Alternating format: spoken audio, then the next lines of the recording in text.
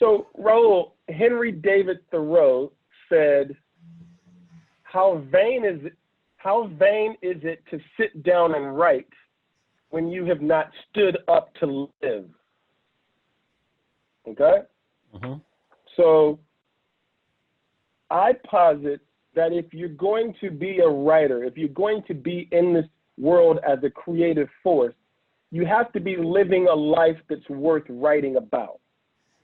That is true. If you're going to say something that matters, something significant, if you're going to write something that hopefully is going to make us, your reader, feel something, especially kids, if we're going to try to impact kids, we have to be saying something and saying it in a really beautiful way. I call it intelligent entertainment. So I spent a great deal of my creative life just living, just being in the world, being a willing participant in the world. Mm-hmm. And so when I began to sort of, become a writer in my own, I sort of brought that part of my existence into the writing world. So for instance, when I wrote the book on Acoustic Rooster, it wasn't enough for me to just write the book and then to hope it sells. I had to venture out into farmers markets and meet parents and read from the book and play jazz music. I actually bought a table at a couple of farmers markets and sold my book. And had an opportunity to interact with the parents who were buying my books. And that then informed my creativity. I wrote a book called Surf's Up about two frogs who were going to the beach. I got that idea at the farmer's market while I was selling another book. I think this idea of us being writers and not being willing participants in life and not reading and not doing these things that are inspirations to us. Like, that's the thing. How do you bottle up this inspiration that comes from the world, and then how do you give it back to us in a way that is significant and meaningful and inspirational? And I just I try to do that in my life. I have no idea if that answered the question, but that was something I really wanted to say. Well, that makes perfect sense to me because, before, when I was a young kid, my sole focus was on becoming a comic book artist. I wanted nothing more than to be a comic book artist. And so I started at a young age. I was 15, 16 years old.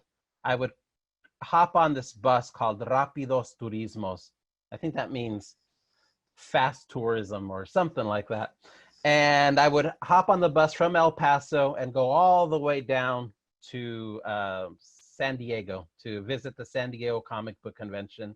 I would stand in line and I would show my portfolio to to editors and to authors and illustrators, always hoping that they would save me, hire me so that I could leave El Paso and become a famous, artist.